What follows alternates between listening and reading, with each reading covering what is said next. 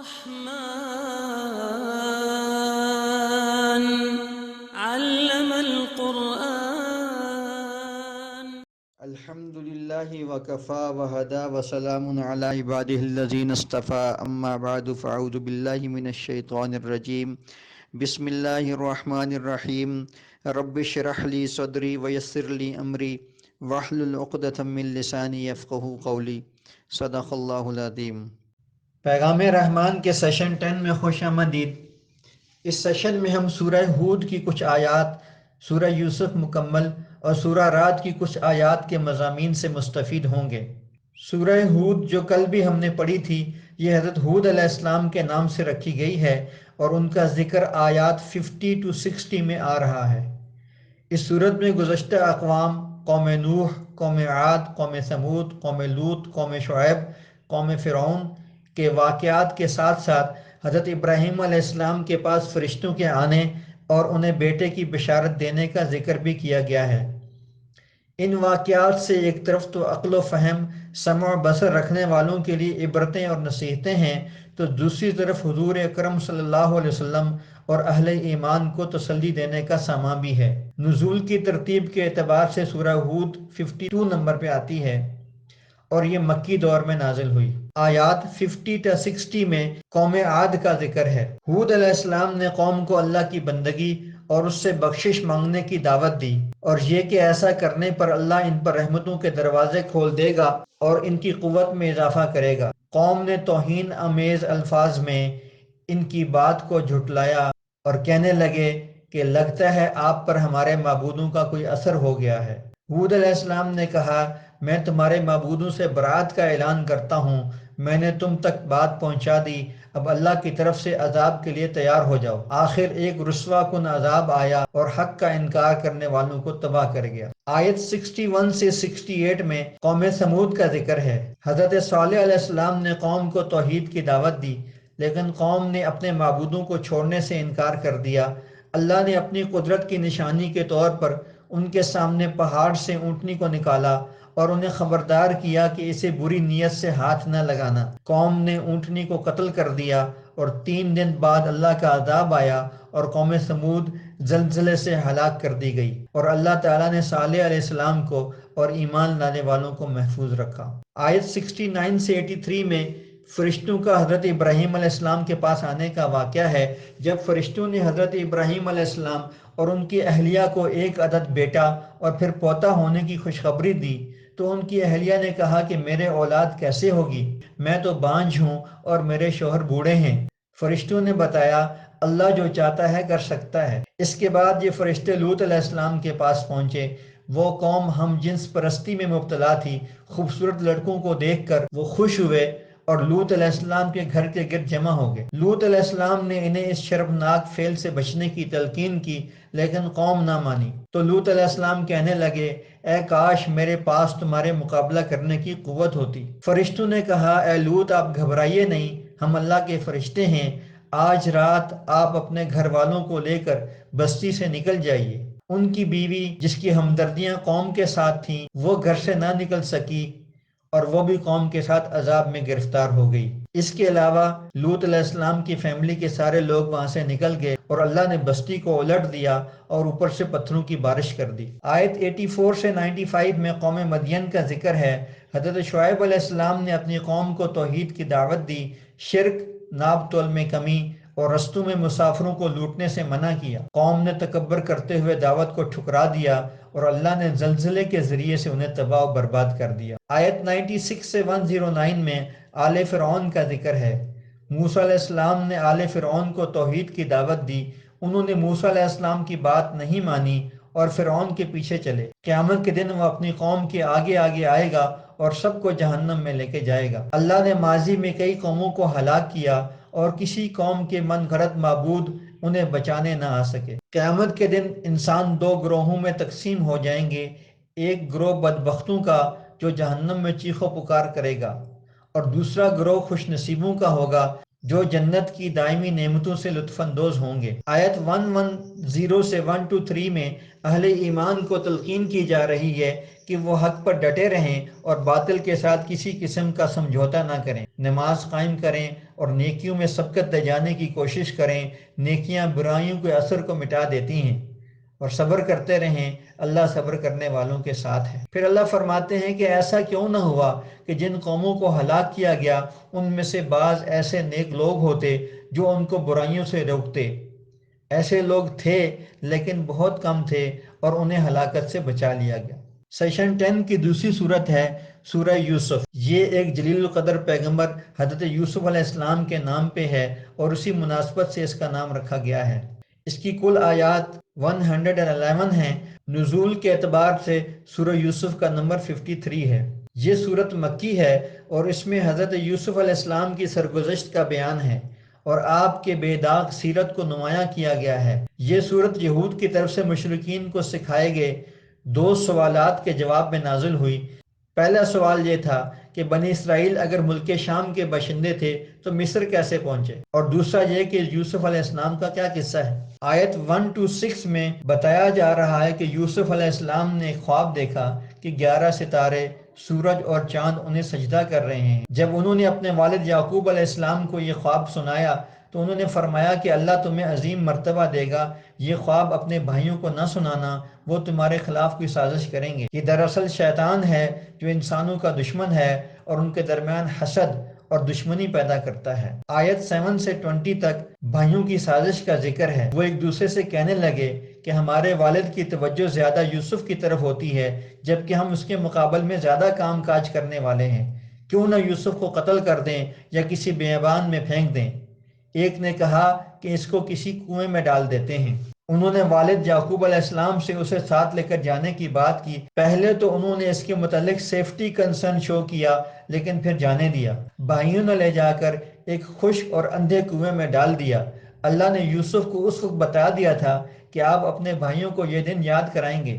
رات کو وہ خون آلود قمیص کے ساتھ یعقوب علیہ السلام کے پاس آئے اور کہنے لگے کہ اسے بھیڑیا کھا گیا ہے۔ یعقوب علیہ السلام سمجھ گئے کہ یہ جھوٹ ہے اور اللہ سے صبر کی توفیق مانگی۔ کنویں کے پاس سے ایک مصری قافلہ گزرا اور انہیں نکال کر اپنے ساتھ لے گیا اور وہاں عزیز مصر نے انہیں اپنے گھر میں خدمت کے لیے خرید لیا۔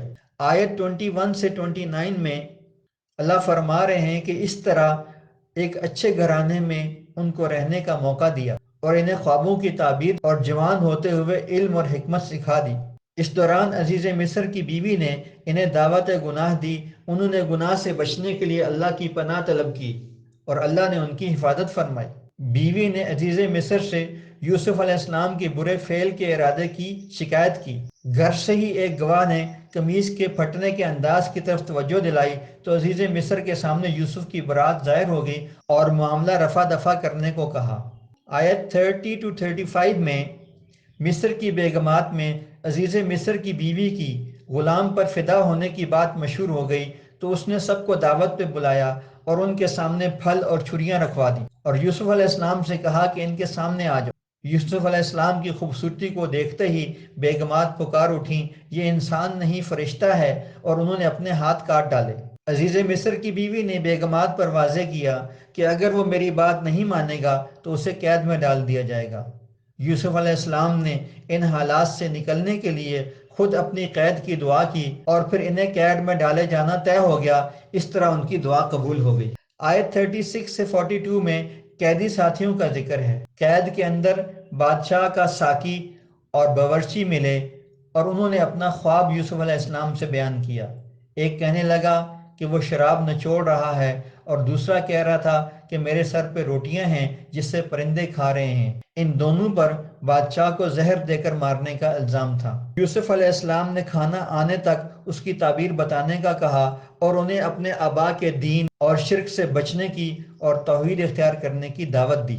پھر انہیں بتایا کہ ایک تو بری ہوگا اور دوسرے کو سولی ہو جائے گی، اور جس کو سولی ہوگی اس کے سر کو پرندے نوچیں گے۔ جو بری ہونے والا تھا اس کو یوسف علیہ السلام نے کہا کہ بادشاہ کے سامنے ان کا ذکر کر دینا، لیکن وہ جا کر بھول گیا اور انہیں چند سال مزید قید میں رہنا پڑا۔ آیت 43 سے 49 میں بادشاہ کے خواب کا ذکر ہے۔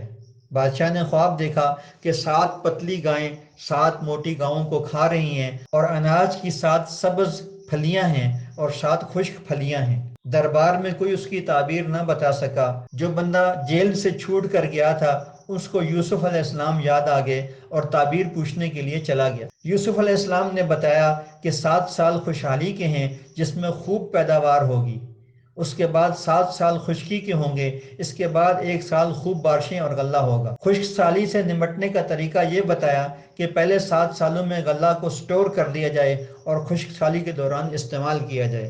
آیت 50 سے 57 میں فرمایا جا رہا ہے کہ بادشاہ کو جب یہ تعبیر پتہ چلی تو اس نے یوسف علیہ السلام کو بلوا بھیجا۔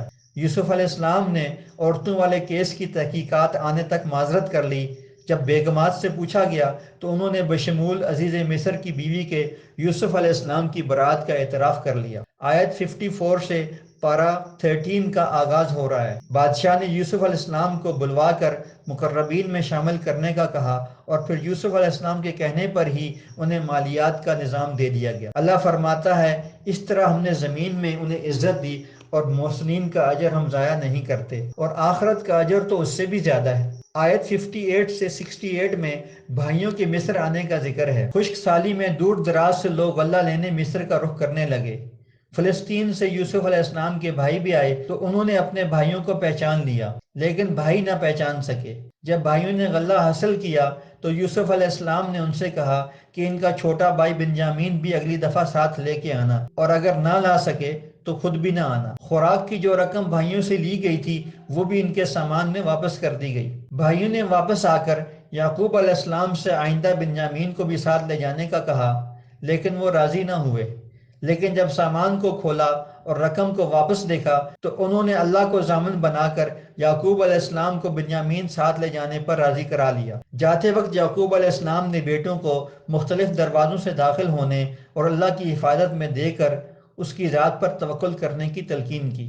آیت 69 سے 79 میں بنیامین کے ساتھ مصر آنے کا بیان ہے۔ مصر پہنچنے پر یوسف علیہ السلام نے اپنے سکے بھائی بنیامین کو قریب کر کے سارا معاملہ بتا دیا۔ یوسف علیہ السلام نے اللہ کے حکم سے غلہ ڈالتے ہوئے بادشاہ کا پیمائش والا پیمانہ بنیامین کے سامان میں رکھوا دیا اور گمشدگی کا الزام قافلے والوں پر لگا دیا۔ بھائیوں نے تردید کی اور برآمدگی کی صورت میں متعلقہ سامان مالک کو وہیں روک لینے کا کہہ دیا۔ پیالہ بنیامین کے سامان سے نکلا۔ اس طرح بتقدیر الہی بنیامین کی یوسف علیہ السلام کے پاس رکنے کی تدبیر ہو گئی۔ بھائی کہنے لگے کہ اس کی جگہ کسی اور کو روک لیں، لیکن یوسف علیہ السلام نہ مانے۔ آیت 80 سے 93 میں بھائیوں کی کارنر میٹنگ کا بیان ہے۔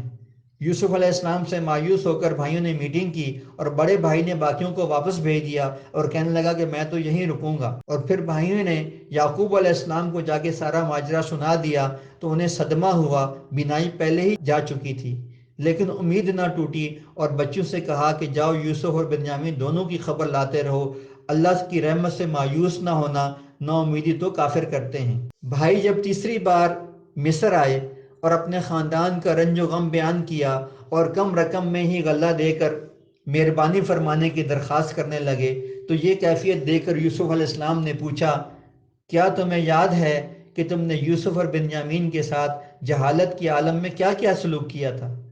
بھائیوں نے حیرت سے پوچھا، کیا تم ہی یوسف تو نہیں؟ فرمایا، ہاں میں ہی یوسف ہوں اور یہ میرا بھائی بنیامین ہے۔ بھائیوں نے معافیاں مانگی تو انہوں نے ان کو معاف کر دیا، اور پھر یوسف علیہ السلام نے اپنا کرتا دیا کہ میرے ابا جان کی آنکھوں پہ لگانا، ان کی بینائی لوٹ آئے گی، اور سب کو لے کے مصر آ جاؤ۔ آیت 94 سے 104 میں فرمایا جا رہا ہے کہ بھائی واپس گئے، یعقوب علیہ السلام کی بینائی لوٹ آئی اور وہ سب فلسطین سے مصر منتقل ہو گئے۔ یوسف علیہ السلام نے اپنے والد کا خاص اکرام کیا اور انہیں اپنے ساتھ تخت پر بٹھایا۔ والد، والدہ اور بھائیوں نے انہیں سجدہ تعظیمی کیا۔ یہ تھی اس خواب کی تعبیر کہ سورج، چاند اور 11 ستارے انہیں سجدہ کر رہے ہیں۔ آیت 105 سے 111 میں اللہ فرما رہے ہیں کہ زمین و آسمان میں بے شمار نشانیاں ہیں جو لوگ دیکھتے تو ہیں لیکن اس سے اللہ کی پہچان حاصل نہیں کرتے۔ اکثر لوگ اللہ پر ایمان بھی لاتے ہیں پھر بھی شرک کرتے رہتے ہیں۔ شرک سے روکنا اور صرف اللہ کی بندگی کی دعوت دینا نبی پاک صلی اللہ علیہ وسلم اور امت کا رستہ ہے۔ اس عمل سے لوگ دائمی عذاب سے بچتے ہیں اور داعی کے لیے صدقہ جاریہ ہے۔ اللہ فرماتے ہیں کہ قرآن کے بیان کردہ واقعات میں لوگوں کے لیے درس عبرت ہے۔ جیسے یوسف کے بھائی آخر میں ندامت کے ساتھ کھڑے تھے، ایسے ہی اہل مکہ بھی فتح مکہ پر ندامت لیے کھڑے تھے، اور دونوں پر گزیدہ انبیاء نے لا تثریب علیکم اليوم کہہ کر انہیں معافی دے دی تھی۔ سیشن 10 کی تیسری صورت ہے الرعد۔ رعد کا معنی ہوتا ہے گرج، تھنڈر۔ آیت 13 میں بادل کی گرج کا ذکر ہوا ہے کہ وہ بھی اللہ کی حمد کے ساتھ پاکی بیان کرتے ہیں۔ اسی مناسبت سے سورت کا نام الرعد رکھا گیا۔ نزول کی ترتیب کے اعتبار سے اس کا نمبر 96 ہے اور یہ مدنی سورت ہے۔ اس کی کل آیات 43 ہیں، لیکن آج کے سیشن میں صرف 18 آیات کے مضامین سے مستفید ہوں گے۔